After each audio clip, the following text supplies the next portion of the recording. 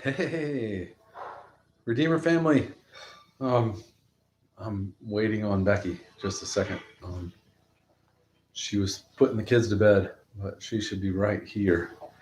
Um, I know that I think some of the groups have met um, and talked about a story so far. And in tonight's readings, um, things really, we figure out what the hiding place is for and what it's how serious this time was. And I think part of that is it's so good for me. I've never read this before, and Becky's taught this in school for years. Um, but this being the first time, I'm just so struck by Jesus's steadiness in her family. Like that 100-year birthday, what a proclamation of the Lord's goodness to them for a long period of time. 100 years, that's 3 generations. So now she's in the fourth and living with her cousins. There she is. Hi everyone. So yeah, that's been a big part for me. Is just the father's steadiness with this family. Just the faithfulness is made real in their works, right? Like the father, it truly is like what her father told her, about carrying that and being able to love again. How he said that you will be able to do that. Yeah. You will be able to do that in time. Like, right. The Father's going to meet their needs. But yeah. So, ready to read? Ready to read. You know more about this than I do. I don't know what's coming. So. Well, that just, there's a beauty to reading it the first time and the beauty to reread it. Yeah, Giorgio shared that this weekend, right? Yeah. He thought he wanted to read it again, but he wanted it to be the first time he read it again. I will say, having that same thought. But I think I will say, I don't have a lot of books that I've read over and over and over again, but I do in lots of ways feel like every time I read this, it is the first time. The first time. I'm always getting something new, and I'm always moved, and I'm always thinking about, there's not questions that are easy to answer in this book, but it's good to keep coming back to them. Yeah. I think so. Giorgio can keep reading it. Yeah. He could have come here and read it. That would have been fine too. Yeah, true. Chapter 7, yes. That's where we are. 7 and 8. Dive in. All right. So the chapter is entitled "You See." Peter was home, yet he was not safe, any more than any healthy young male was safe. In Germany, the munitions factories were desperate for workers. Without warning, soldiers would suddenly surround a block of buildings and sweep through them, herding every male between 16 and 30 into trucks for transport. This method of lightning search and seizure was called the razzia, and every family with young men lived in dread of it. Flip and Nolly had rearranged their kitchen to give them an emergency hiding place as soon as the razzias started. There was a small potato cellar beneath the kitchen floor. They enlarged the trapdoor leading into it, put a large rug on top of it, and moved the kitchen table to stand on this spot. Since Mr. Smith's work at the Bay, I realized that this hole under the kitchen floor was a totally inadequate hiding place. So quickly, she's become an expert. Yeah. Too low in the house for one thing, and probably, as Mr. Smith would say, the first place they'd look. However, it was not a sustained search by trained people it was intended for, but a swoop by soldiers, a place to get out of sight for half an hour. And for that, I thought it was probably sufficient. It was Flip's birthday when the razzias came to that quiet residential street of identical attached homes. Father, Betsy, and I had come early with a 1/4 pound of real English tea from Pickwick. Nolly, Annalise, and the 2 older girls were not yet back when we arrived. A shipment of men's shoes had been announced by one of the department stores, and Nolly had determined to get Flip a pair if I have to stand in line all day. We were chatting. I don't know what that is. Chattering. Yeah. We were chatting in the kitchen with Kaki and Katrien when all at once Peter and his older brother Bob raced into the room, their faces white. "Soldiers, quick! They're 2 doors down and coming this way." They jerked the table back, snatched away the rug, and tugged open the trapdoor. Bob lowered himself first, lying down flat, and Peter tumbled in on top of him. We dropped the door shut, yanked the rug over it, and pulled the table back in place. With trembling hands, Betsy, Kaki, and I threw a long tablecloth over it and started laying 5 places for tea. There was a crash in the hall as the front door burst open, and a smaller crash close by as Kaki dropped a teacup. 2 uniformed Germans ran into the kitchen, rifles leveled. "Stay where you are. Do not move." We heard boots storming up the stairs. The soldiers glanced around disgustedly at this room filled with women and 1 old man. If they had looked closer at Katrien, she would surely have given herself away. Her face was a mask of terror, but they had other things on their minds. "Where are your men?" the shorter soldier asked Kaki in clumsy, thick-accented Dutch. "These are my aunts," she said, "and this is my grandfather. My father is at his school, and my mother is shopping, and—" "I didn't ask about the whole tribe," the man exploded in German, then in Dutch. "Where are your brothers?" Kaki stared at him a second, then dropped her eyes. My heart stood still. I knew how Nolly had trained her children, but surely now of all times a lie was permissible. "Do you have brothers?" the officer asked again. "Yes," Kaki said softly. "We have 3. "How old are they?" 21, 19, and 18. Upstairs, we heard the sounds of doors opening and shutting, the scrape of furniture dragged from walls. "Where are they now?" the soldier persisted. Kaki leaned down and began gathering up the broken bits of cup. The man jerked her upright. "Where are your brothers?" "The oldest one is at the theological college. He doesn't get home most nights because—" "What about the other 2? Kaki did not miss a breath. "Why, they're under the table." Motioning us all away from it with his gun, the soldier seized a corner of the cloth. At a nod from him, the taller man crouched with his rifle cocked. Then he flung back the cloth. At last, the pent-up tension exploded. Kaki burst into spasms of high, hysterical laughter. The soldiers whirled around. Was this girl laughing at them? "Don't take us for fools," the short one snarled. Furiously, he strode from the room, and minutes later, the entire squad trooped out. Not, unfortunately, before the silent soldier had spied and pocketed our precious packet of tea. It was a strange dinner party that evening, veering as it did from heartfelt Thanksgiving to the nearest thing to a bitter argument our close-knit family had ever had. Nolly stuck by Kaki, insisting she would have answered the same way.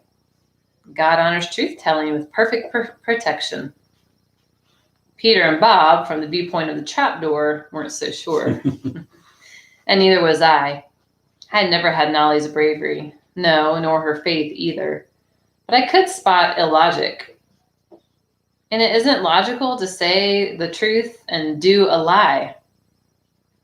What about Annalise's false papers and that maid's uniform on Katrien? "Set a watch, O Lord, before my mouth," Nolly quoted. "Keep the door of my lips." Psalm 141, she finished triumphantly. "All right, what about the radio? I had to lie with my lips to keep that." "And yet whatever came from your lips, Corrie, I'm sure it was spoken in love." Father's kindly voice reproached my flushed face. Love. How did one show it?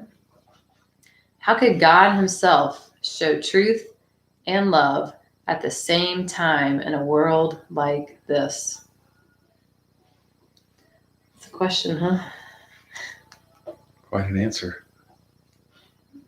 By dying. The answer stood out for me sharper and chiller than it ever had before that night. The shape of a cross etched on the history of the world. Whew. It gets more real. Yeah. And it's real for us. And that's part of the beauty of this story. Mm-hmm. It was getting harder and harder to find safe homes in the country for the scores of Jews who were passing through our underground station by early 1943. Even with ration cards and forged papers, there were not enough places for them all. Sooner or later, we knew we were going to have to start hiding people here in the city. How sad that the very first should have been the dearest of all. It was in the middle of a busy morning in the shop when Betsy slipped through the workshop door. "Harry and Cato are here," she said. We were surprised. Harry had never come to the Bayeux in daytime because he feared his yellow star would cause awkwardness for us. Father and I hurried behind Betsy up the stairs. Harry DeVries related the familiar story. The visit the evening before from an NSB Quisling. The announcement that the shop was confiscated. Who cared if Harry were a Christian? That word Quisling stood for traitor. And it was actually like this general's name in one of the German. He wasn't a German, but he was a traitor. We would think of it as being a Judas. It's an NSB Judas. Similarly for that Quisling word, it was just they named them after this. Basically, was a traitor. Might have been British. I'm not sure. He might have been a British guy. But who cared if Harry were a Christian? Any Jew can convert to avoid trouble, the NSBer said. This morning, the appearance of a uniformed German to make it official. The shop was closed in the interest of national security. But if I am a security risk, said poor Harry, surely they will not stop with taking my store. Doubtless they would not. But just then there was absolutely no available place outside the city. In fact, the only underground address we had at the moment was the home of a woman named De Boer, not 4 blocks from the Bayeux. That afternoon, I knocked on Miss De Boer's door.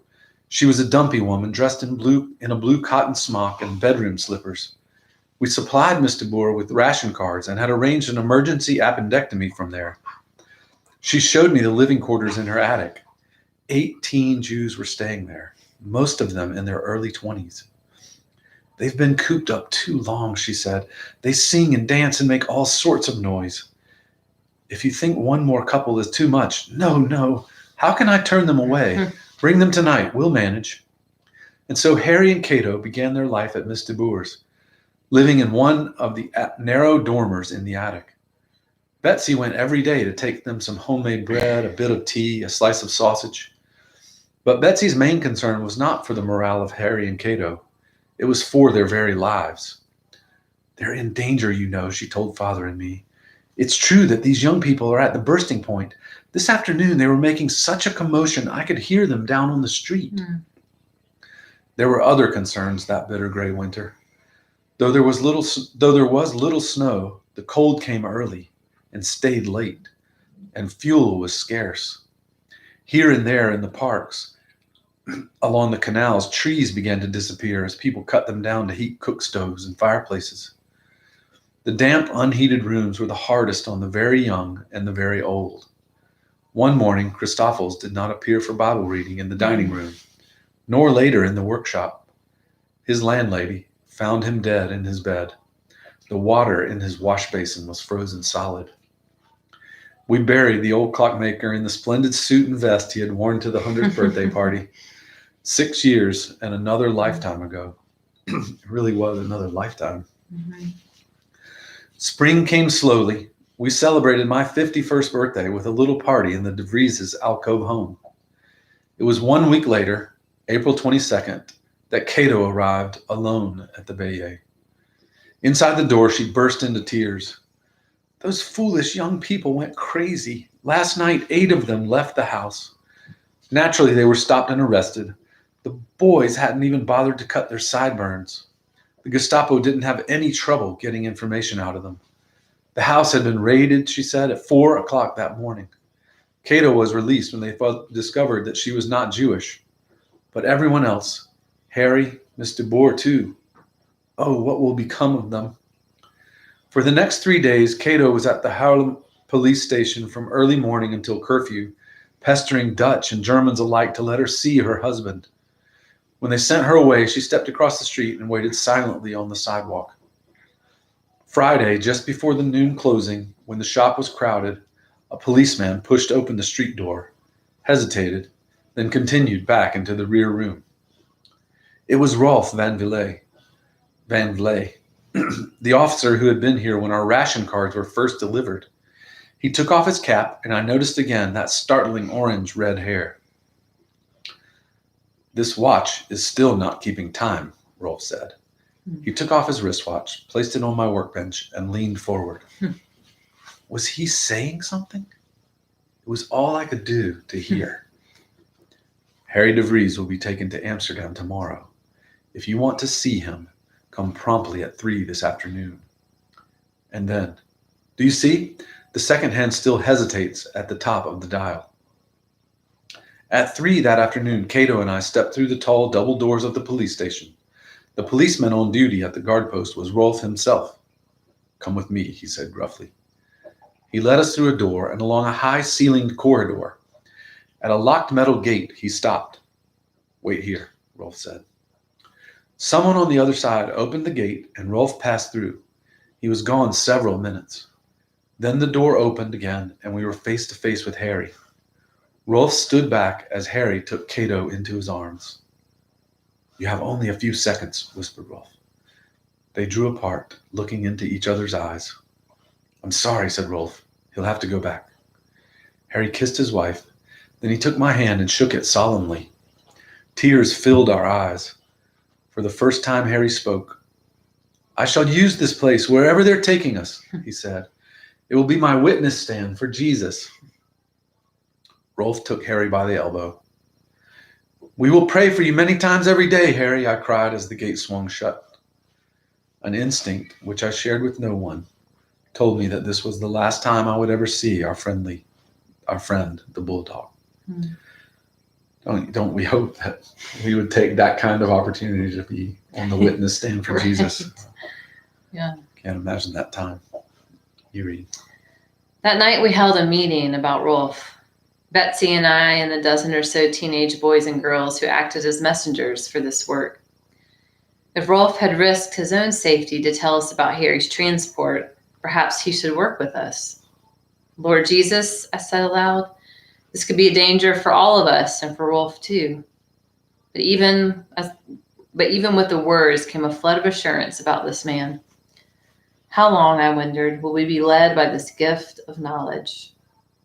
I assigned one of our younger boys to follow Rolf home from work next day and learn where he lived. The older boys, the ones susceptible to the factory draft, were sent out only after dark now, and then most often dressed as girls. The following week, I visited Rolf's house at home. "You have no idea how much it meant to see Harry," I said when I was safe inside. "How can we repay this kindness?" Rolf ran his hands through his bright hair. "Well, there is a way. The cleaning woman at the jail has a teenage son, and they almost picked him up twice. She's desperate to find another place for him to live." "Perhaps I can help," I said. "Do you think she could find that her watch needs repairing?" The next day, Matus came to the door of Tante Jan's room where I was talking with 2 new volunteers for our work. More and more, I was leaving the watch shop to her and father as our underground operation required more time. "There's a funny-looking woman downstairs," Tus said. "She says her name is Miette. Miette. Yeah. She says to tell you Rolf sent her." I met Miette in the dining room. The hand that I shook was rigid and leathery from years of scrubbing floors. A tuft of hair grew from her chin. "I understand," I said, "that you have a son you're very proud of." "Oh, yes." Miette's face lit up at the mention of him. I took the bulky old alarm clock she had brought with her. "Come for your clock tomorrow afternoon, and I'll hope to have some good news." That night we listened to our messenger's reports. The long, cruel winter had opened up places at several addresses. There was a place on a nearby tulip farm, but the farmer had decided he must be paid for the risk he was taking. We would have to provide a fee in silver rix dollars, not paper money, plus an additional ration card. It didn't happen often that a host would require money for his services, When one did, we paid gladly. When Miete appeared the following morning, I took a small banknote from my purse and tore off a corner. "This is for your son," I said. "Tonight, he is to go to the Gravensteinenbrug. There is a tree stump right next to the bridge. They cut down the tree last winter. He is to wait beside it, looking into the canal. A man will come up and ask if he has change for a bank bill. Your son is to match the missing corner and then follow this man without asking questions." It's so cool. It's like the plan is so cool. Betsy came into the dining room as Miete was grasping my hand and her 2 sandpaper ones. "I'll make it up to you someday. Somehow, someday, I'll find a way to repay you." Betsy and I exchanged smiles. How could this simple little soul help with the kind of need we faced? And so the work grew. As each new need arose, a new answer was found too. Through Pickwick, for example, we met the man at the Central Telephone Exchange whose department handled orders to connect and disconnect lines. With a little rewiring and juggling numbers, he soon had our instrument in operation. What a day it was when the old wall phone in the rear hall jangled joyously for the first time in 3 years, and how we needed it. For by now, there were 80 Dutchmen, elderly women and middle-aged men, along with our teenagers, working in God's underground, as we sometimes laughingly called ourselves. Most of these people never saw one another. We kept face-to-face contacts as few as possible, but all knew the Baye. It was headquarters, the center of a spreading web, the knot where all threads crossed. It's crazy, like with the idea of conspiracy and how, like sometimes it's bad. Like the Roman soldiers were trying to conceal Jesus's rising, right? And, but it was already revealed. Like they couldn't even keep that secret. But in this case, the conspiracy is like working for good. It's like they find someone who's willing to betray the evil Nazi at every place. It's just right. It's like the phone guy. How did I get a phone hooked up? And to see how they're praying through that as well. Right. Yeah. She's praying that yes, this could be a danger for the policeman. Yeah, it is neat. And even to recognize that conspiracy in like, don't ask any questions because. Right. It's best if you don't know. Right. Because they can't beat it out of you. Try. But trust in each other without having to. Yeah, it's just a wonderful picture of our brokenness being used or the recognition of our brokenness being valuable. Yeah. You're right. It's moving forward in faith. Yeah. See, but if the telephone was a boon, it was also a fresh risk, as was each added worker and connection. We set the phone's ring as low as we could and still hear it. But who might happen to be passing through the hall when it rang? For that matter, how long would curious eyes up and down the street continue to believe that one small watch shop was quite as busy as it appeared? It was true that repair work was in demand. Plenty of legitimate customers still passed in and out. But there was altogether too much coming and going, especially in the early evening. The curfew was now 7 p.m., which in spring and summer left no nighttime hours at all in which workers could move legally through the streets. It was an hour and a half before that time on the 1st of June, 1943, and I was thinking of all this as I sat impatiently behind my workbench. 6 workers, still not back, and so many loose ends to tie up before 7. For one thing, being the first of the month, Fred Kornstra should be arriving with the new ration cards. The 100 cards, which had seemed such an extravagant request a year ago, were now far too few for our needs, and Fred was only one of our suppliers, some of the stolen cards coming from as far away as Delft. How long can we go on this way, I wondered? How long can we continue to count on this strange protection? My thoughts were interrupted by the side entrance bell. Betsy and I reached it at the same instant.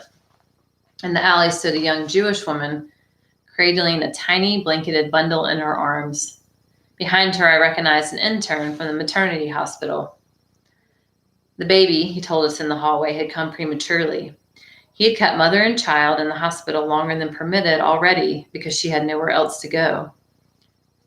Betsy held out her arms for the baby, and at that moment, Fred Cornstra opened the door from the shop.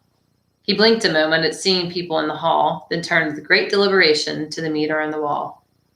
The young doctor, seeing what he took to be an actual meter man, turned as white as his own collar. I longed to reassure both him and Fred, but knew that the fewer of the group who knew one another, the safer it was for all. The poor intern gulped a hasty goodbye while Betsy and I got mother and baby up to the dining room and closed the door on Fred and his work. Betsy poured a bowl of the soup she had cooked for supper from a much boiled bone. The baby began a thin, high wail. I rocked it while the mother ate. Here was a new danger, a tiny fugitive too young to know the folly of making a noise.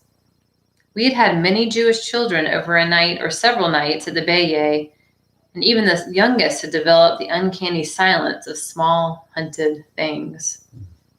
Whew. But at 2 weeks, this one had yet to discover how unwelcoming was its world.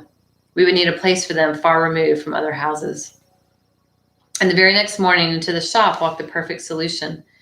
He was a clergyman friend of ours, pastor in a small town outside of Harlem, and his home was set back from the street in a large wooded park. "Good morning, Pastor," I said, the pieces of the puzzle falling together in my mind. "Can we help you?" I looked at the watch he had brought in for repair. It required a very hard-to-find spare part. "But for you, Pastor, we will do our very best. And now I have something I want to confess." The pastor's eyes clouded. "Confess?" I drew him out the back door of the shop and up the stairs into the dining room. "I confess that I too am searching for something." The pastor's face was now wrinkled with a frown. "Would you be willing to take a Jewish mother and her baby into your home? They will almost certainly be arrested otherwise." Color drained from the man's face. He took a step back from me. "Miss Ten Boom, I do hope you're not involved with any of this illegal concealment and undercover business. It's just not safe. Think of your father and your sister. She's never been strong." Whew, there's a lot to unpack in that. Mm-hmm. It's like you can hear so many reasons for why we hold back from loving people, Yeah. from risking in love. Yeah. I mean, I would pray that wouldn't be my reaction, but I'm not sure. Right. I'd love to think, yes, no way I would do that, but I feel like saying that about Adam. Right. Well, and I'm even thinking in our own world, like how often do we not do things because, think of your family. Safe. I have to take care of my children. Yeah, it's risky, and that's illegal. And it's like, there's a lot. It is. It's very real. Wait, let me bury my father and mother, what is Jesus is actually calling us to? Not easy. Oh, give us faith, Lord. Yeah. We have so little. Yeah. Be encouraged. Yes. Be encouraged by them. There is that protection, that the Spirit, right. I believe, at work. So an impulse, I told the pastor to wait and ran upstairs. Betsy had put the newcomers in Willem's old room, the farthest from windows on the street. I asked the mother's permission to borrow the infant. The little thing weighed hardly anything in my arms. Back in the dining room, I pulled back the coverlet from the baby's face. There was a long silence. The man bent forward, his hand, in spite of himself, reaching for the tiny fist curled around the blanket. For a moment, I saw compassion and fear struggle in his face. Then he straightened. "No, definitely not. We could lose our lives for that Jewish child." Unseen by either of us, Father had appeared in the doorway. "Give the child to me, Corrie," he said. Father held the baby close, his white beard brushing its cheek, looking into the little face with eyes as blue and innocent as the baby's own. At last he looked up at the pastor. "You say we could lose our lives for this child. I would consider that the greatest honor that could come to my family." The pastor turned sharply on his heels and walked out of the room. So we had to accept a bad solution to our problem. On the edge of Harlem was a truck farm which hid refugees for short periods of time. It was not a good location since the Gestapo had been there already, but there was nowhere else available on short notice. 2 workers took the woman and child there that afternoon. A few weeks later, we heard that the farm had been raided. When the Gestapo came to the barn where the woman was hidden, not the baby, but the mother began to shriek with hysteria. She, the baby, and her protectors were all taken. We never learned what happened to them. That you pick up. Although we had a friend at the telephone exchange, we could never be sure that our line was not tapped. So we developed a system for coding our underground messages in terms of watches. Imagine that. We have a woman's watch here that needs repairing, but I can't find a mainspring. Do you know who might have one? Which means we have a Jewish woman in need of a hiding place, and we can't find one among our regular contacts. I have a watch here with a face that's causing difficulty. One of the numbers has worked loose, and it's holding back the hand. Do you know anyone who does this kind of repair work? Which means we have a Jew here whose features are especially Semitic. Do you know anyone who would be willing to take an extra risk? I'm sorry, but the child's watch you left with us is not repairable. Do you have a receipt? A Jewish child has died in one of our houses. We need a burial permit. One morning in the middle of June, the telephone rang with this message. We have a man's watch here that's giving us trouble. We can't find anyone to repair it. For one thing, the face is very old-fashioned. So the code always depended on who was delivering it. Right. Folks. These hands are too big. What would that mean? So a Jew whose features gave him away. This was the hardest kind of person to place. Send the watch over and I'll see what we can do in our own shop, I said. Promptly at 7 that evening, the side doorbell rang. I glanced at the mirror in the window of the dining room where we were still sitting over tea of rose leaves and cherry stems. Even from the side of his head, I could tell that this was our old-fashioned watch. His form, his clothes, his very stance were music hall comedy Jewish. And this is a different time, but there is definitely a beauty in the Lord calling his people his people from the beginning. That they were set apart, and that is how she's meaning this in a delightful, loving way. And they were teaching German children in the schools face charts where they had marked out what symbolize like what the facial features were for Jewish people. Right. And so and all of this clearly is not like linked into science that is all reliable. Right. They were teaching a lot of lies. So looking Jewish was very much a problem based upon even the suspicion of it, because every German was being taught, and these indoctrinated kids, whoever came from the like the Hitler Youth, and these Jewishlings and NPR, the traitors, we're always on the lookout for that. I ran down to the door. Do come in. The smiling, slender man in his early 30s, with his protruding ears, balding head, and a minuscule glasses, gave an elaborate bow. I liked him instantly. Once the door was closed, he took out a pipe. The very first thing I must ask, he said, is whether or not I should leave behind my good friend, the pipe. Meyer Muscle and his pipe are not easily separated. But for you, kind lady, should the smell get into your drapes, I would gladly say goodbye to my friend Nicotine.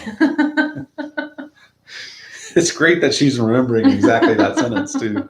This is 40 years after this that she's writing this, or 20. Yeah. I laughed. Of all the Jews who had come into our little house, this was the first to enter gaily and with a question about our own comfort. Of course you must keep your pipe, I said. My father smokes a cigar. And that couldn't smell better. When he can get one these days, anyway. Ah, these days, Meyer Mossel raised arms and shoulders in an enormous shrug. What do you expect when the barbarians have overrun the camp? I took him up to the dining room. There were 7 seated at the table, a Jewish couple, waiting placement, and 3 underground workers, in addition to Father and Betsy. Meyer Mossel's eyes went straight to Father. But, he cried, one of the patriarchs. It was exactly the right thing to say to Father. But, he returned with equal good humor, a brother of the chosen people. Can you recite the 166th Psalm, Opa? Meyer said. Father beamed. Of course there is no Psalm 166. The Psalter stops with 150. It must be a joke, and nothing could please Father better than a scriptural joke, the 166th Psalm. Shall I recite it for you? Meyer asked. Father gave a bow of assent, and Meyer plunged into verse. But that's Psalm 100, Father interrupted. And then his face lit up. Of course, Psalm 66 started with the same identical words. Meyer had asked for the 100th and the 66th Psalm. For the rest of the evening, I could hear Father chuckling. Psalm 166. 166, yeah. Psalm 166. I'm just getting that now, too. Oh, you have to reread it. Yeah, that's right. That's right. Jokes get better. They do. I read this the other day and didn't. Okay, all right. Inside joke. Oh, it was. At 8:45, Father took the old brass-bound Bible from its shelf. He opened to the reading in Jeremiah, where we had left off the night before. Then, with sudden inspiration, passed the Bible across the table to Meyer. I would consider it an honor if you would read for us tonight, Father said. Lifting the book lovingly, Meyer rose to his feet. From a pocket came a small prayer cap, and then from deep in his throat, half sung, half pleaded, came the words of the ancient prophet, so feelingly and achingly that we seemed to hear the cry of the exile itself. Meyer Mossel, he told us afterward, had been cantor in the synagogue in Amsterdam. For all his lightheartedness, he had suffered much. Most of his family had been arrested. His wife and children were in hiding on a farm in the north, which had declined to accept Meyer for, quote, obvious reasons. And he was saying that. He said with a grimace at his own unmistakable features. And gradually it dawned on all of us that this endearing man was at the Bayeux to stay. It was certainly not an ideal place, but for Meyer, nothing could be ideal right now. At least, I told him one evening, your name doesn't have to give you away, too. Ever since the days when Willem was studying the church history, I had remembered the venerable 4th century church father, Eusebius. Eusebius? I think we'll call you Eusebius, I decided. We were sitting in Tante Jan's front room with Kik and some of the other young men who had made us a delivery of forged travel permits too late to get home by curfew. Meyer leaned back and stared at the ceiling pensively. He took his pipe out of his mouth. Eusebius Mossel, he said, tasting the words. No, it doesn't sound quite right. Eusebius Gentile Mossel. We all laughed. Don't be a goose, Betsy said. You must change both names. Kik looked slyly at Father. Opa, how about Smith? That seems a popular name these days. It does seem so, said Father, not catching the joke. Extraordinarily popular. And Eusebius Smith it became. Changing Meyer's name was easy. At once he became Eusie. But getting Eusie to eat non-kosher food was something else. The problem, of course, was that we were grateful for food of any kind. We stood in line for hours, this 3rd year of the occupation, to get whatever was available. One day, the paper announced that coupon number 4 was good for pork sausage. It was the first meat we'd had in weeks. Lovingly, Betsy prepared the feast, saving every drop of fat for flavoring other foods later. You see, Betsy said as she carried the steaming casserole of pork and potatoes to the table. The day has come. Yusi knocked the ashes out of his pipe and considered his plight out loud. He, who had always eaten kosher, he, the oldest son of a respected family. In fact, he, Meyer Mossel Eusebius Smith, was seriously being asked to eat pork. Betsy placed a helping of sausage and potato before him. Bon appetit. The tantalizing odor reached our meat-starved palates. Yussi wet his lips with his tongue. Of course, he said, there's a provision for this in the Talmud. He speared the meat with his fork, bit hungrily, and rolled his eyes heavenward in pure pleasure. And I'm going to start hunting for it too, he said, just as soon as dinner's over. As if Yussi's arrival had broken down a last hesitation, within a week there were 3 new permanent additions to the household. First there was Jop, our current apprentice, whose daily trip from his parents' home in the suburbs had twice nearly ended in a seizure for the factory transport. The second time it happened, his parents asked if he could stay at the Bayet, and we agreed. The other 2 were Henk, a young lawyer, and Leendert, a school teacher. Leendert made an especially important contribution to the secret life of the Bayet. He installed our electric warning system. By now, I had learned to make the nighttime trip out to Pickwick's almost as skillfully as could Kit.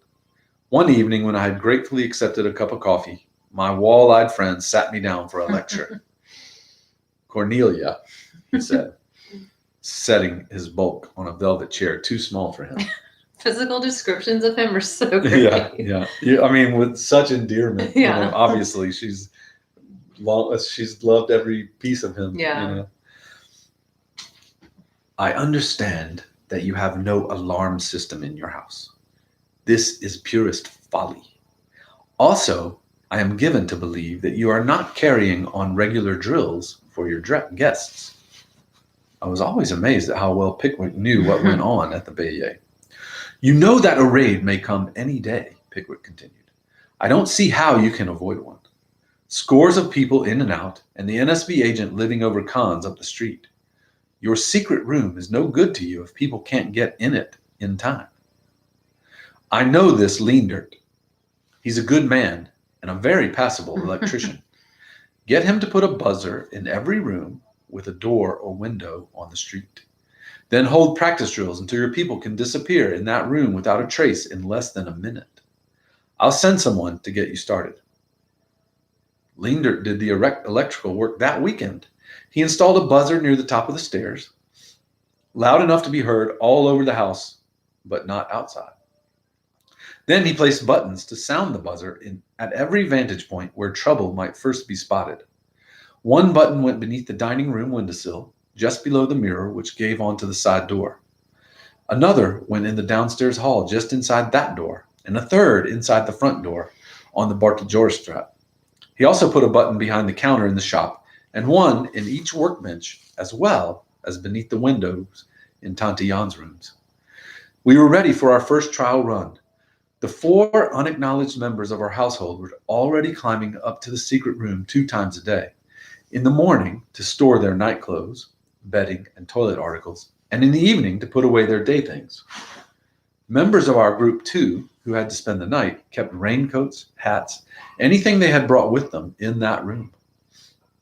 Altogether, that made a good deal of traffic in and out of my small bedroom, smaller now indeed, by nearly a yard. Many nights, my last waking sight would be Yussi in long robe and tasseled nightcap, handing his day clothes through the secret panel. But the purpose of the drills was to see how rapidly people could reach the room at any hour of the day or night without prior notice. A tall, sallow-faced young man arrived from Pickwick one morning to teach me how to conduct the drills. "Smith!" Father exclaimed when the man introduced himself. "Truly, it's most astonishing. We've had one Smith after another here lately. Now you bear a great resemblance to..." Mr. Smith disentangled himself gently from Father's genealogical inquiries and followed me upstairs.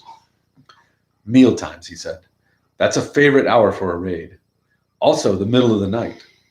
He strode from room to room, pointing everywhere to evidence that more than 3 people lived in the house. "Watch wastebaskets and ashtrays." He paused in a bedroom door. "If the raid comes at night, they must not only take their sheets and blankets, but get the mattresses turned. That's the SD's favorite trick, feeling for a warm spot on the bed." Mr. Smith stayed for lunch. There were 11 of us at the table that day, including a Jewish lady who had arrived the night before, and a Gentile woman and her small daughter, members of our underground who acted as escorts. The three of them were leaving for a farm in Brabant right after lunch. Betsy had just passed around a stew so artfully prepared you scarcely missed the meat, when without warning, Mr. Smith leaned back in his chair and pushed the button below the window. Above us, the buzzer sounded. People sprang to their feet, snatching up glasses and plates, scrambling for the stairs, while the cat clawed halfway up the curtain in consternation. Cries of "Faster, not so loud, and you're spilling it," reached us as Father, Betsy, and I hastily rearranged the table and chairs to look like a lunch for three in progress. "No, leave my place," Mr. Smith instructed. "Why shouldn't you have a guest for lunch?" The lady and the little girl could have stayed too. At last, we were seated again, and silence reigned upstairs. The whole process had taken 4 minutes, which seems fantastic. Right. A little later, we were all gathered again around the dining room table. Mr. Smith set out before him the incriminating evidence he had found: 2 spoons and a piece of carrot on the stairs, pipe ashes in an unoccupied bedroom. Everyone looked at Yussi, who blushed to the tips of his large ears. Also those, he pointed to the hats of mother and daughter still dangling from the pegs on the dining room wall.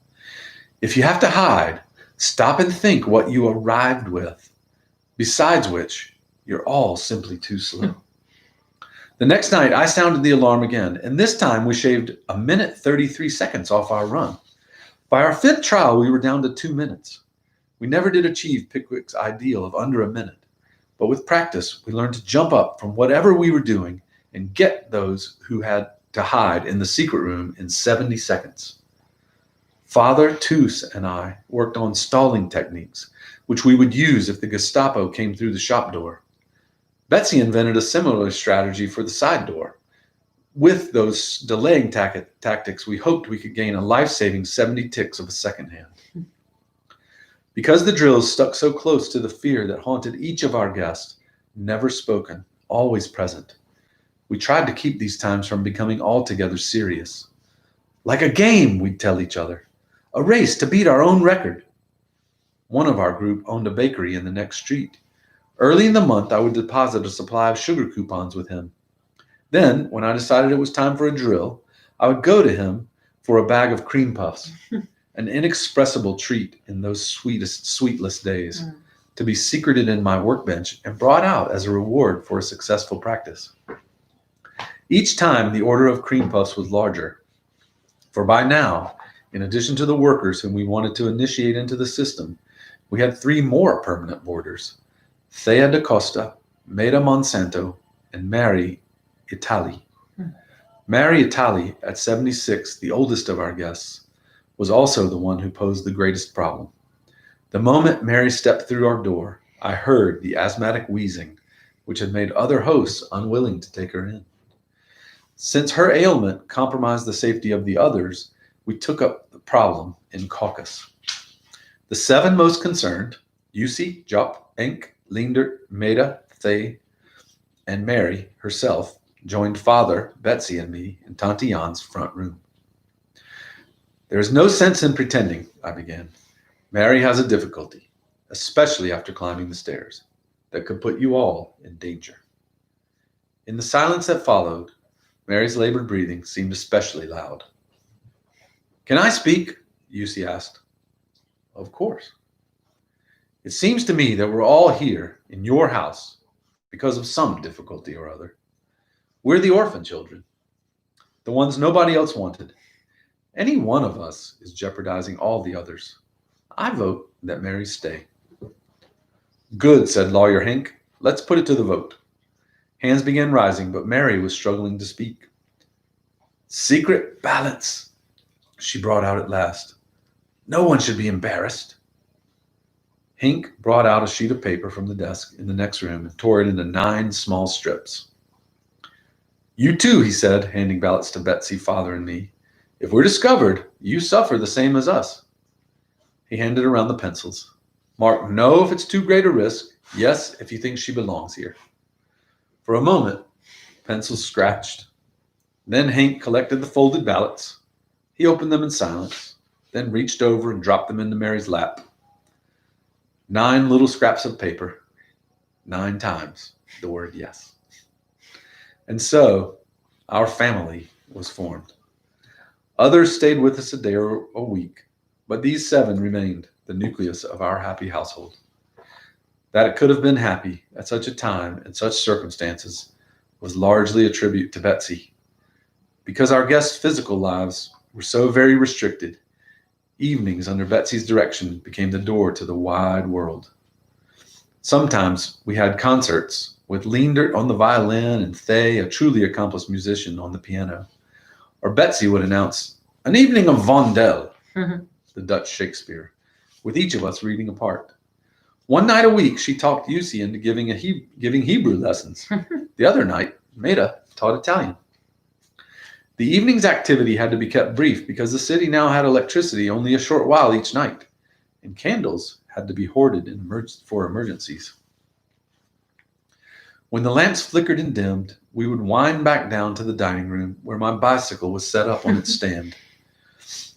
One of us would climb onto it, and the others taking chairs, and then while the rider pedaled furiously to make the headlight glow bright, someone would pick up the chapter from the night before. We changed cyclist and reader often as legs or voice grew tired, reading our way through histories, novels, plays. That's awesome. Father always went upstairs after prayers at 9:15, but the rest of us lingered, reluctant to break the circle, sorry to see the evening end. "Oh well," Yussi would say hopefully as we started at last to our rooms. "Maybe there'll be another drill tonight. I haven't had cream puff in nearly a week." I'm glad we don't have to pedal the bicycle to make the light work. Well, this is chapter 8, and this is going to go late. And we're going to finish. So if you want to stay with us and. Hey, y'all. Thanks for being with us. But we'll go ahead and finish chapter 8 too. And this one's a little shorter than the other one. It's about 5 pages shorter. So, storm clouds gather. If evenings were pleasant, daytimes grew increasingly tense. We were too big, the group was too large, the web too widespread. For a year and a half now, we had got away with our double lives. Ostensibly, we were still an elderly watchmaker living with his 2 spinster daughters above his tiny shop. In actuality, the Bay was the center of an underground ring that spread now to the farthest corners of Holland. Sooner or later, here daily came dozens of workers, reports, appeals. Sooner or later, we were going to make a mistake. It was meal times, especially when I was worried. There were so many now for every meal that we had to set the chairs diagonally around the dining room table. The cat loved this arrangement. Yussi had given him the Hebrew name Maher Shalal Hajbaz, meaning, appropriately enough, hastening to the spoils, hurrying to the prey. Why didn't you name your cats that? Or our dog? With the chairs set so close, MS Hajbaz could circle the entire table on our shoulders, purring furiously, traveling round and round. Again, we have laughed and just reveled in their company and their ability to have joy in the midst of it's so fun darkness. Or looking back and seeing the Father providing. But I was uneasy at being so many. The dining room was only 5 steps above street level. A tall passerby could see right in the window. We'd hung a white curtain across it, providing a kind of screen while letting in light. Still, only when the heavy blackout shades were drawn at night did I feel truly private. At lunch one day, looking through the thin curtain, I thought I saw a figure standing just outside in the alley. When I looked again, a minute later, it was still there. There was no reason for anyone to linger there unless he was curious about what went on in the Bay. I got up and parted the curtain an inch. Standing a few feet away, seemingly immobilized by some terrible emotion, was old Katrien from Nali's house. I bolted down the stairs, threw open the door, and pulled her inside. Although the August day was hot, the old lady's hands were cold as ice. "Katrien, what are you doing here? Why were you just standing there? She's gone mad, she sobbed. Your sister's gone mad. Nolly, oh, what's happened? They came, she said, the SD. I don't know what they knew or who told them. Your sister and Annalise were in the room and I heard her. The sobs broke out again. I heard her. Heard what? I nearly screamed. Heard what she told them. They pointed at Annalise and said, is this a Jew? And your sister said, yes. I felt my knees go weak. Annalise, blonde, beautiful, young Annalise with the perfect papers. And she trusted us. Oh, Nolly, what has your rigid honesty done? And then, I asked. I don't know. I ran out the back door. She's gone mad. I left Katrina in the dining room, wheeled my bicycle down the stairs, and bumped as fast as I could the 1.5 miles to Nolly's. Today, the sky did not seem larger above the Wagenweg. In the corner of Bost and Halbenstraat, I leaned my bike against a lamppost and stood panting, my heart throbbing in my throat. Then, as casually as I was able, I strolled up the sidewalk toward the house. Except for a car parked at the street curb directly in front, everything looked deceptively normal. I walked past. Not a sound from behind the white curtains. Nothing to distinguish this house from the replicas of it on either side. When I got to the corner, I turned around. At that moment, the door opened and Nolly came out. Behind her walked a man in a brown business suit. A minute later, a second man appeared, half pulling, half supporting Annalise. The young woman's face was white as chalk. Twice before they reached the car, I thought she would faint. The car door slammed, the motor roared, and they were gone. I pedaled back to the Baye, fighting back tears of anxiety. Nolly, we soon learned, had been taken to the police station around the corner to one of the cells and back. But Annalise had gone to the old Jewish theater in Amsterdam, from which Jews were transported to extermination camps in Germany and Poland. It was Miete, stooped, careworn little Miete, whose offers of help we had discounted, who kept us in touch with Nolly. She was in wonderful spirits, Miete said, singing hymns and songs in her high, sweet soprano. How could she sing when she betrayed another human being? Miete delivered the bread that Betsy baked for Nolly each morning, and the blue sweater Nolly asked for, her favorite, with flowers embroidered over the pocket. Miete relayed another message from Nolly, one especially for me. No ill will happen to Annalise. God will not let them take her to Germany. He will not let her suffer because I obeyed him. 6 days after Nolly's arrest, the telephone rang. Pickwick's voice was on the other end. I wonder, my dear, if I could trouble you to deliver that watch yourself? A message then that he could not relay over the phone. I biked at once out to Ardenhout, taking along a man's watch for safe measure. Pickwick waited until we were in the drawing room with the door shut. The Jewish theater in Amsterdam was broken into last night. 40 Jews were rescued. One of them, a young woman, was most insistent that Nolly know. Annalise is free. He fixed me with one of his wide-set eyes. Do you understand this message? I nodded, too overcome with relief and joy to speak. How had Nolly known? How had she been so sure? That's a hard question, and one that doesn't always get answered like that. It doesn't change the reality of the Father's goodness to us. So it's easy to read stories like that and think of them sentimentally, right? And it's not. It isn't sentimental. It is a wonderful thing that Nolly's faithfulness in that way was redeemed, right? But it doesn't imply when it's not redeemed that God isn't God. Right. There's not really like a moral to the story. It's a story of God's faithfulness. Right. Right. After 10 days in the Haarlem jail, Nolly was transferred to the federal prison in Amsterdam. Pickwick said that the German doctor in charge of the prison hospital was a humane man who occasionally arranged a medical discharge. I went at once to Amsterdam to see him. But what could I say, I wondered, as I waited in the entrance hall of his home? How could I get into the good graces of this man? Lolling about in the foyer, sniffing from time to time my legs and hands, were 3 perfectly huge Doberman pinschers. I remembered the book we were reading aloud by Bicycle Lamp. How to Win Friends and Influence People. I didn't know it was that old. I didn't either. Carnegie. One of the techniques advocated by Dale Carnegie was find the man's hobby. Dogs. I wonder. At last the maid returned and showed me into a small sitting room.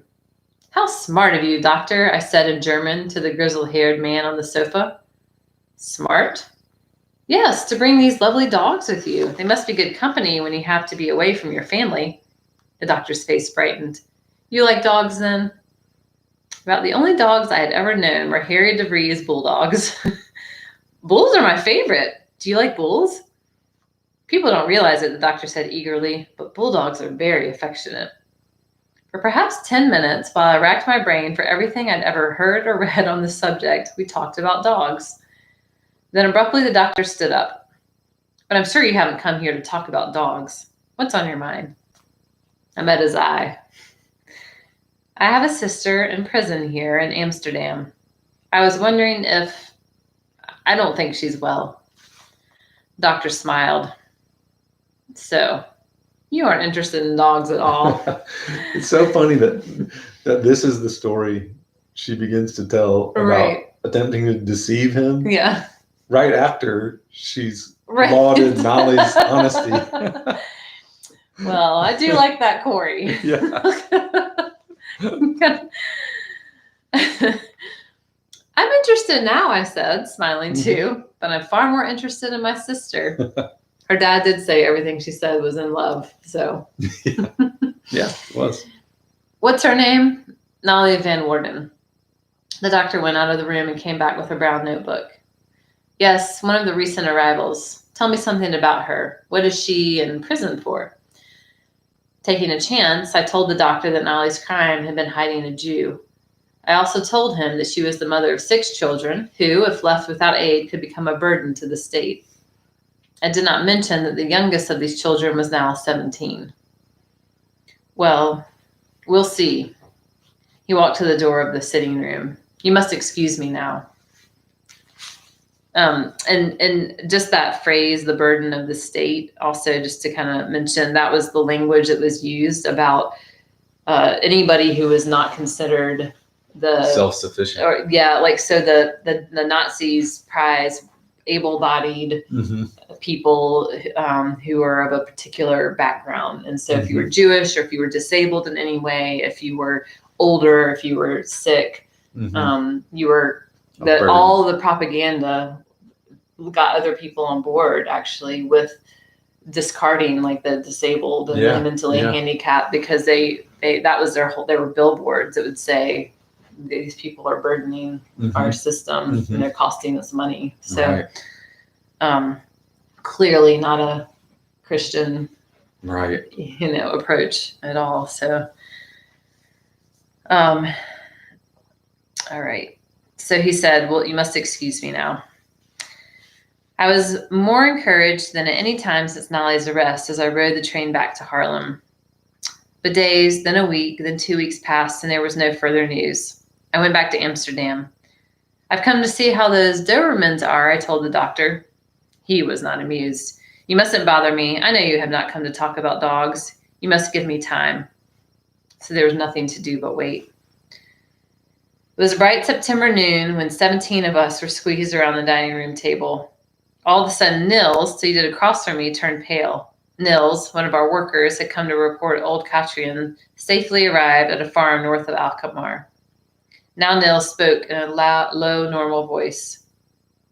Do not turn around. Someone is looking over the curtain. Over the curtain? But that was impossible. He'd have to be 10 feet high. The table fell silent. He's on a ladder, washing the window, Nils said. I didn't order the windows washed, said Betsy. Whoever it was, we mustn't sit here in this frozen, guilty silence. Jussi had an inspiration. Happy birthday, he sang. Happy birthday to you. We all got an idea and joined in lustily. Happy birthday, dear Opa. The song was still echoing through the bay when I went out the side door and stood next to the ladder, looking up at the man holding bucket and sponge. What are you doing? We didn't want the windows washed, especially not during the party. The man took a piece of paper from his hip pocket and consulted it. Isn't this Cooper's? They're across the street. But anyhow, come in and help us celebrate. The man shook his head. He thanked me, but he had work to do. I watched him crossing the Barrel-Dorstraat with his ladder to Cooper's candy store. Did it work? A clamor of voices asked when I got back to the dining room. Do you think he was spying? I didn't answer. I didn't know. That was the hardest. Never knowing. And one of the biggest unknowns was my own performance under questioning. As long as I was awake, I felt fairly sure of myself. But if they should come at night, over and over again, the group worked with me. Nils, Hank, Leendert, bursting into my room without warning, shaking me awake, hurling questions at me. The first time it happened, I was sure the real raid had come. There was a terrific pounding on my door, then the beam of a flashlight in my eyes. Get up! On your feet! I could not see the man who was speaking. Where are you hiding your 9 Jews? We only have 6 Jews now. There was an awful silence. The room light came on to show Rolf, clutching his head with his hands.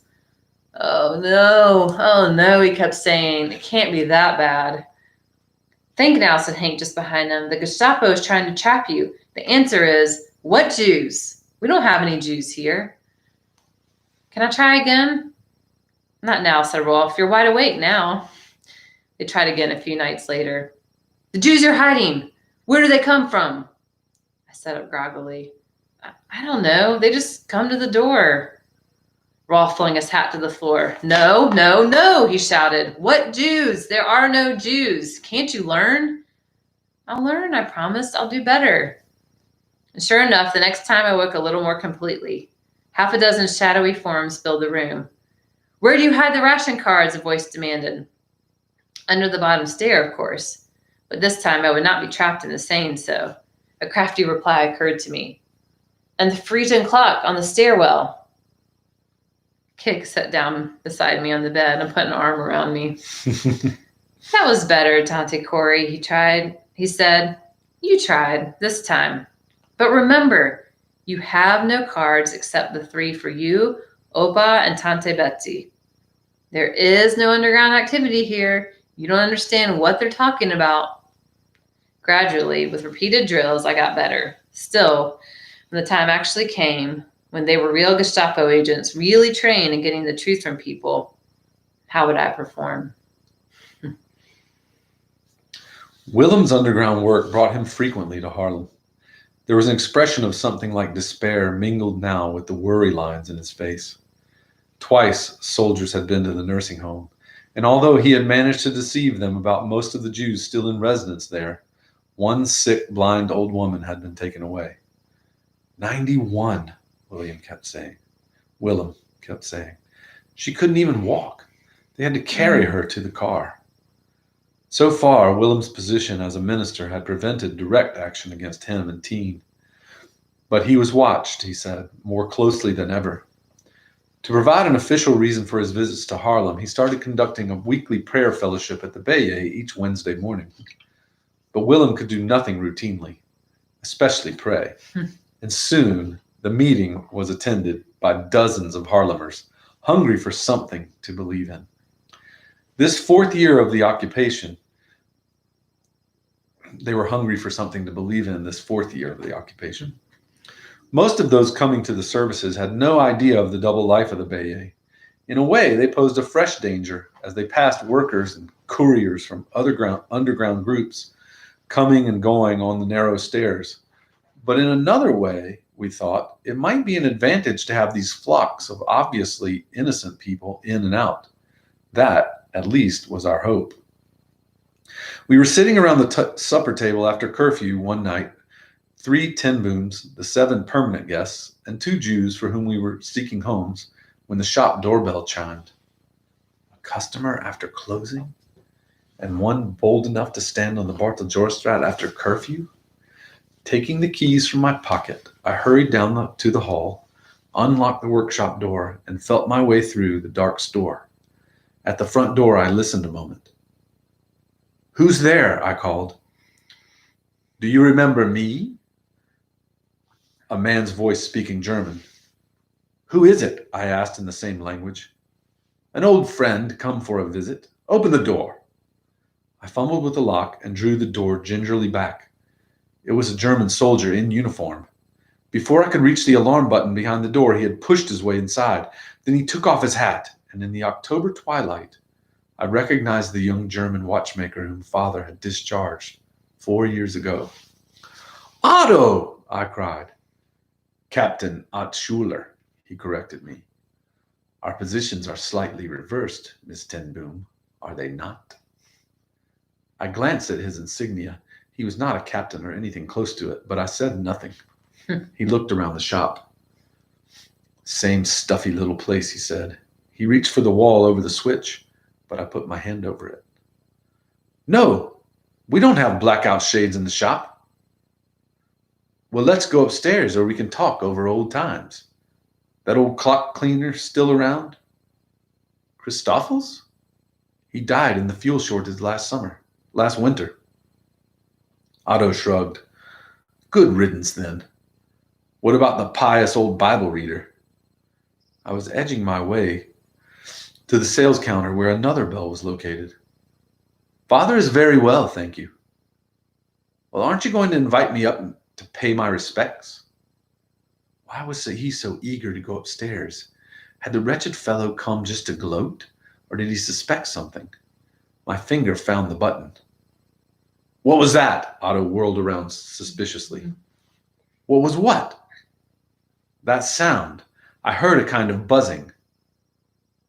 I didn't hear anything, but Otto had started back through the workshop. "Wait," I shouted. "Let me get the front door locked and I'll go up with you.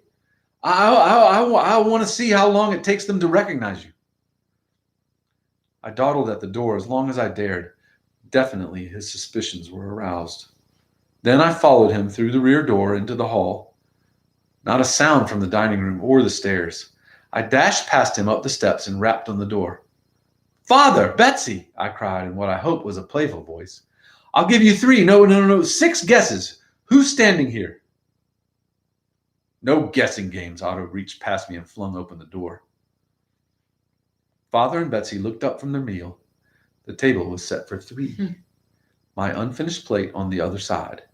It was so perfect that even I, who had just seen 12 people eating here, could scarcely believe this was anything but an innocent old man dining with his daughters. The Alpina sign stood on the sideboard. They had remembered everything. Uninvited, Otto pulled out a chair. "Well," he crowed, "things happened just like I said, didn't they?" "So it would seem," said Father mildly. "Betsy," I said, "give Captain Schuler some tea." Otto took a sip of the brew Betsy poured him and glared around the table at us. "Where did you get real tea? No one else in Holland has tea." How stupid of me. The tea had come from Pickwick.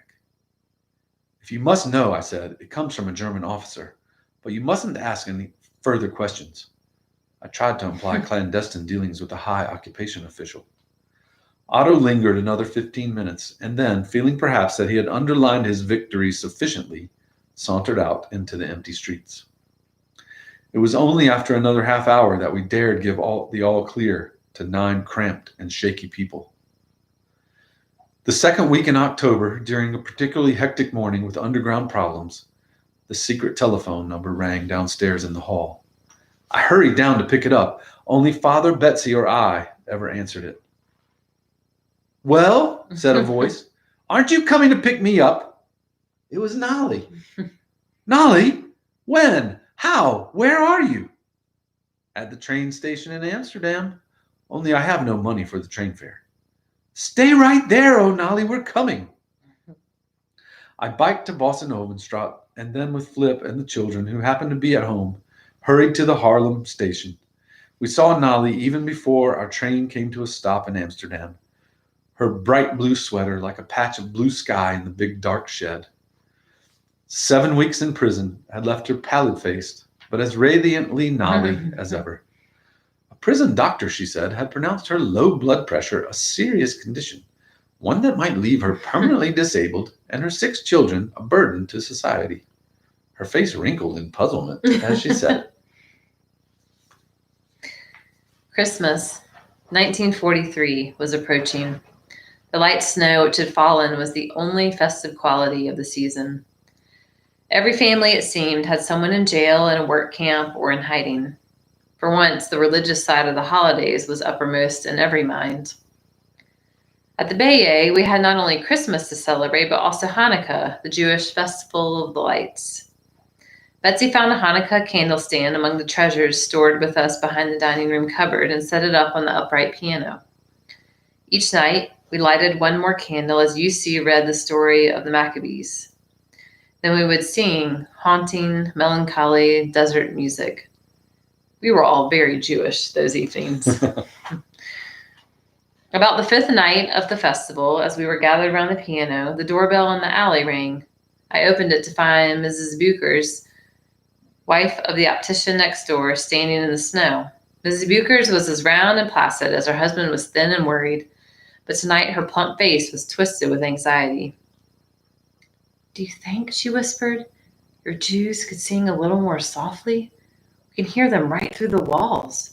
And, well, there are all kinds of people on the street." Back in Tante Jan's rooms, we considered this news in consternation. If the Buchers family knew all about our affairs, how many other people in Harlem did too?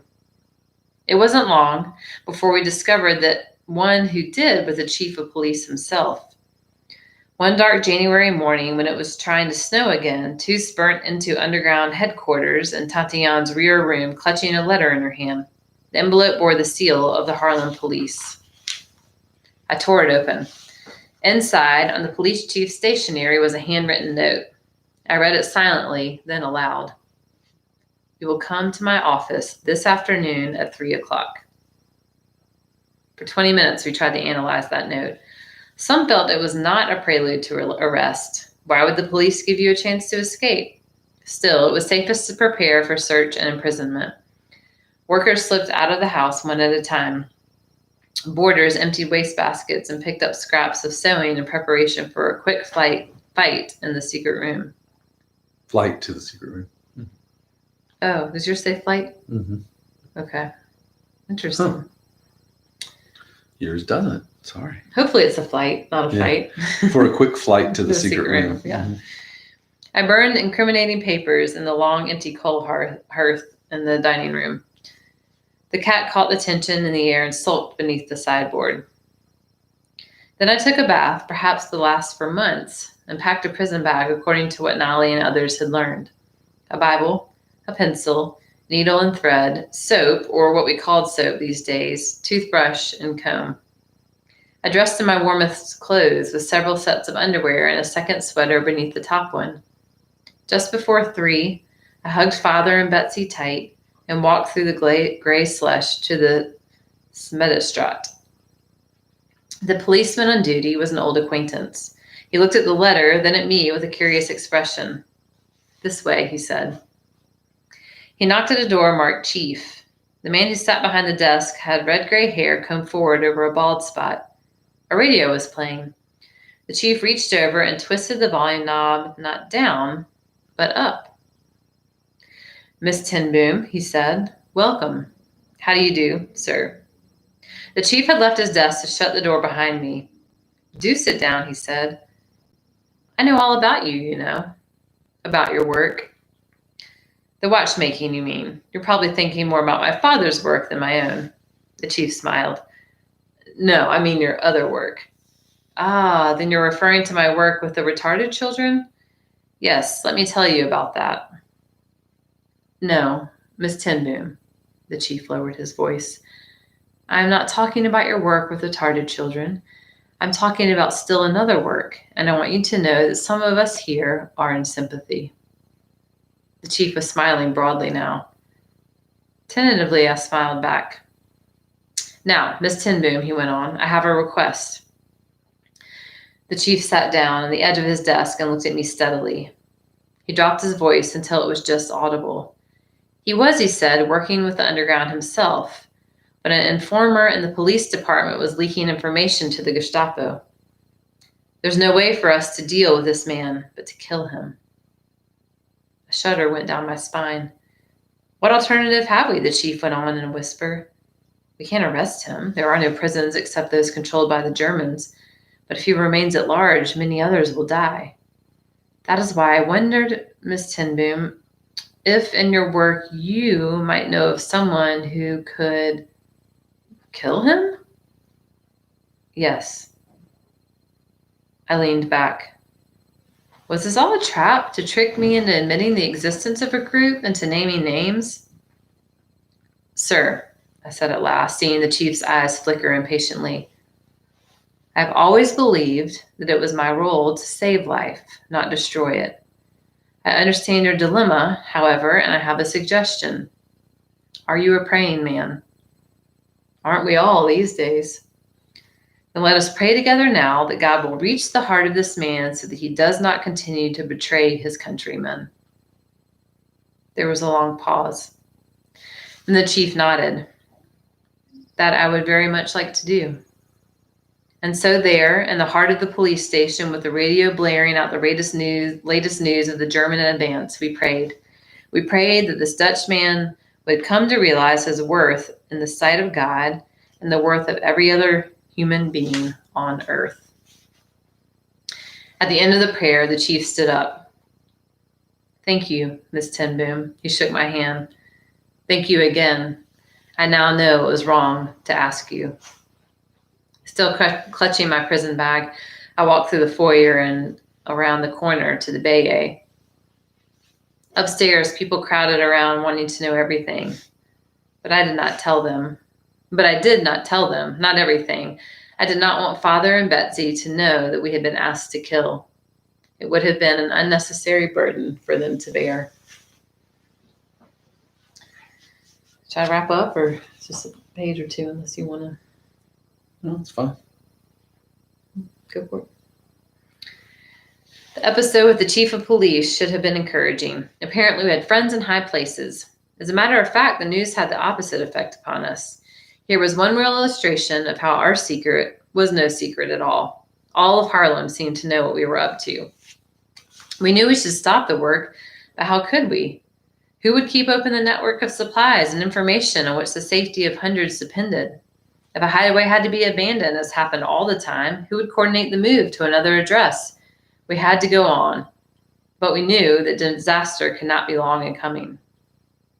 As a matter of fact, it came first to Jop, the 17-year-old apprentice who had sought a safe home at the Bayet. Late one afternoon, near the end of January 1944, Rolf stepped stealthily into the workshop. He glanced at Jop. I nodded. Jop was party to everything that went on in the house. There's an underground home in Eve that is going to be raided this evening. Do you have anyone who can go? But I did not. Not a single courier or escort person was at the Bayet this late in the day. I'll go, Jop said. I opened my mouth to protest that he was inexperienced and liable to the factory transport himself if stopped on the street. Then I thought of the unsuspecting people at Eve. We had a wardrobe of girls' scarves and dresses upstairs. And quickly, boy, Rolf said, you must leave immediately. He gave Jop the details and hurried away. In a few moments, Jop reappeared, making a very pretty brunette in long coat and kerchief, a fur muff hiding his hands. Did the lad have some kind of premonition? To my astonishment, he turned at the door and kissed me. Jop was supposed to be back by the 7 p.m. curfew. 7 came and went. Perhaps he had been delayed and would return in the morning. We did have a visitor early the next day, but it was not Jop. I knew the minute Rolf stepped through the door that bad news was weighing him down. It's Jop, isn't it? Yes. What happened? Rolf had learned the story from the sergeant at the night desk. When Jop got to the address in E, the Gestapo was already there. Jop had rung the bell, the door opened. Pretending to be the owner of the house, the SD man had invited Jop in. And Corrie, Rolf said, we must face it. The Gestapo will get information out of Jop. They've already taken him to Amsterdam. How long will he be able to hold his tongue? Once again, we considered stopping the work. Once again, we discovered we could not. That night, Father and Betsy and I prayed long after the others had gone to bed. We knew that in spite of daily mounting risks, we had no choice but to move forward. This was evil's hour. We could not run away from it. Perhaps only when human effort had done its best and failed would God's power alone be free to work. So many times we need to be in that spot. Yeah. Yeah, it's a lot to think on. Next week, chapters 9 and 10. Lord, help us as we Yeah. navigate, not the same situation, but a lot of the same questions and Yeah. Thankfully, thoughts. with lots more than with people. Mhm. Yeah, it is a beautiful reminder. Yeah. Thank you. Thank y'all. Thanks for hanging in too. This.